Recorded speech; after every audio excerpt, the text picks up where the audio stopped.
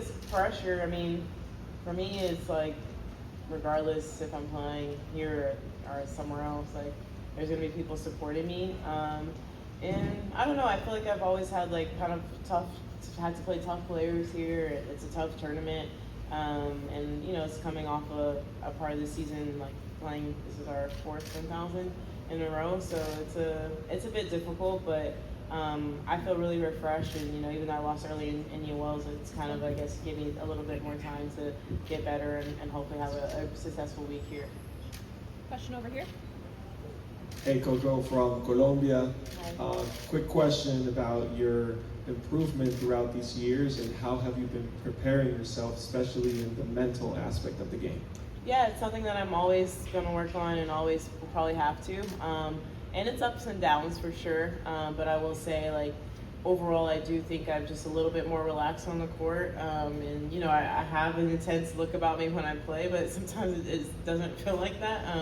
It's just like how I am when I'm on the court. But yeah, I think for me, it's something I'm always constantly working on. There's good weeks, there's bad weeks, and but that's just life in general. I would love to be perfect and perform perfect all the time, but unfortunately it's not like that. So, but I try to strive to perfection, and knowing that I won't reach it, but try to get as close to it as possible. Next question. Yes, right over here.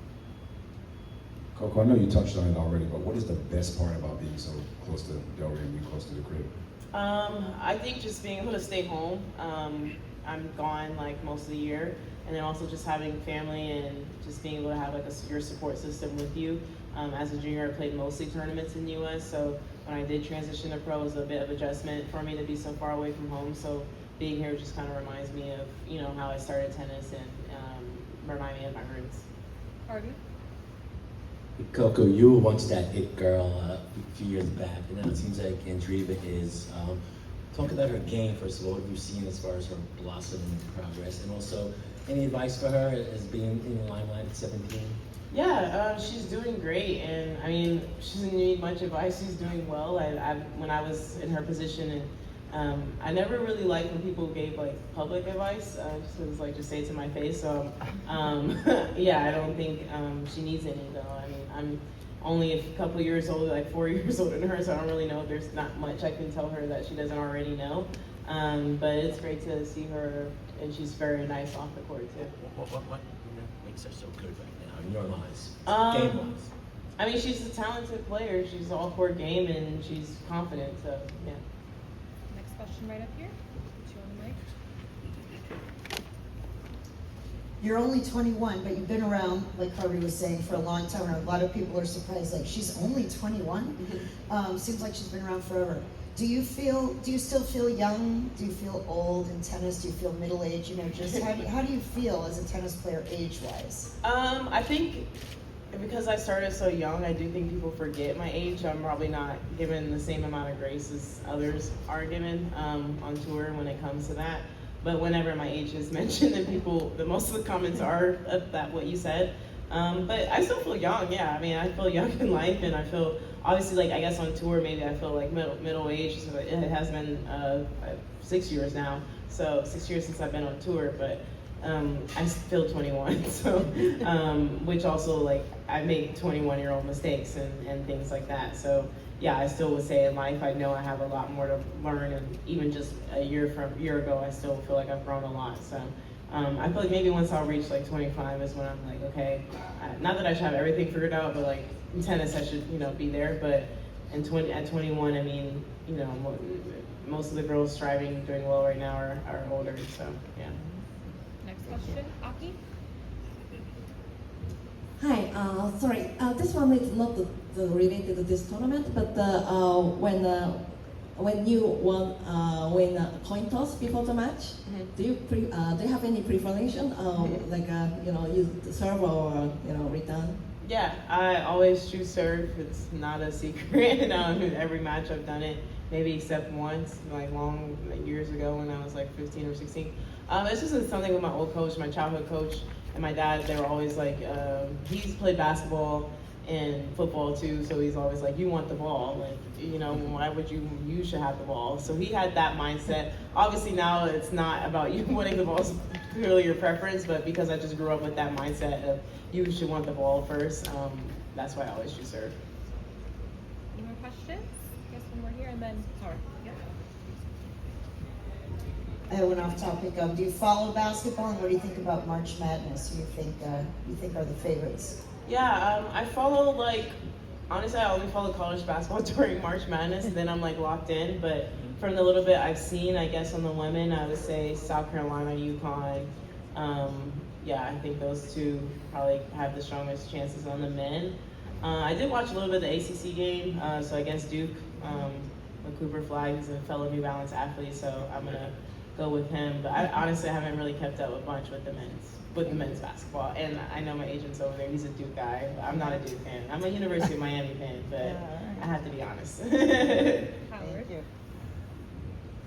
Hi, Coco. Hi. With the nature of tennis, and there are tournaments every week, a lot of matches. Everybody's gonna have a lot of ups and downs over the course of the year.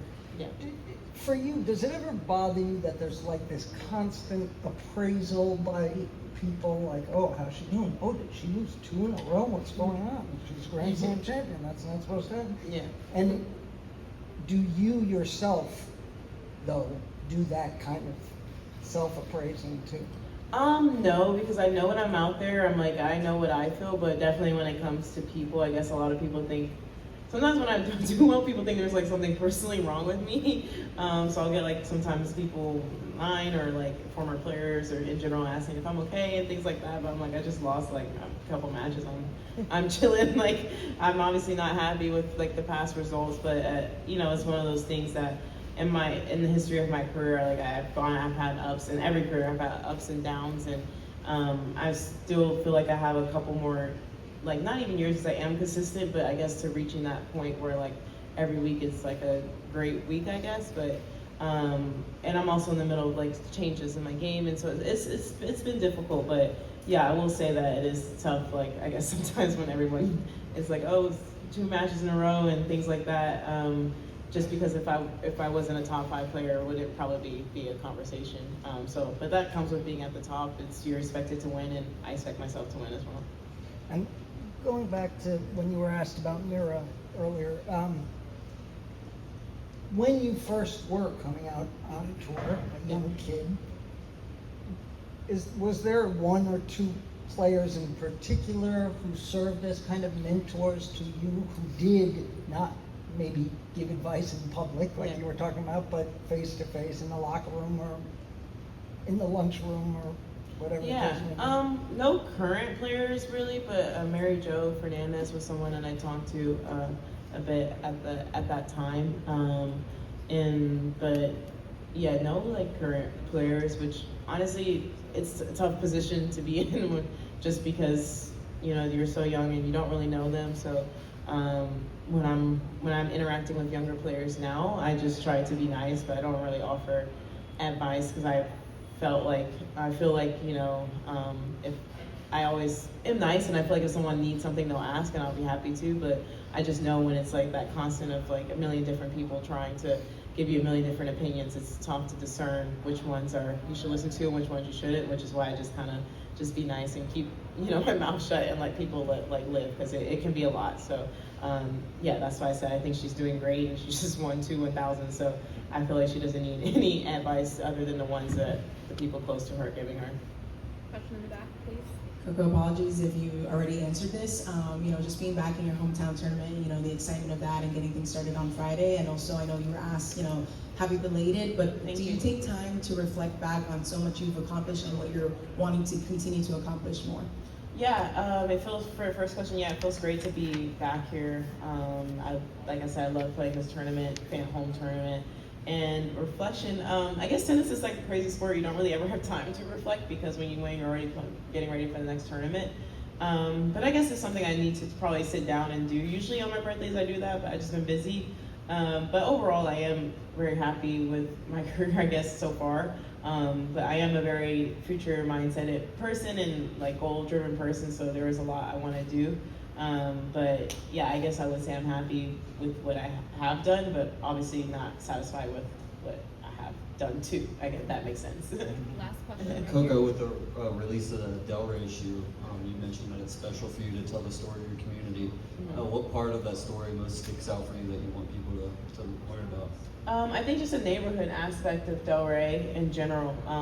Everybody kind of knows everyone around there, especially the community at Pompey Park. And I mean, these are people that never ask for anything, even since I've been a kid, and you know, even now, like I guess as I've grown, you know, you get people asking you for all sorts of favors and things like that. But this community is someone that has just always stayed true to me and just there to help. And even when I go out on Atlantic and things like that, like everyone's very respectful. Like it's probably the city where probably I would get the most recognized, but honestly, people just I don't know, it's like an unsaid thing. I've never had to say anything, and that's just something I appreciate. And then even growing up, just the family aspect of it. If I was out, like even when I went out with my friends, like my dad knew I was out because a couple of people texted him just to make sure I was okay. So it's just that type of thing. But it's something I do appreciate because you know that regardless of what situation you're in, you always have someone looking out for you. And that's what I love about Delray, just the historical aspect of this too. Okay, thank you everyone. Thanks.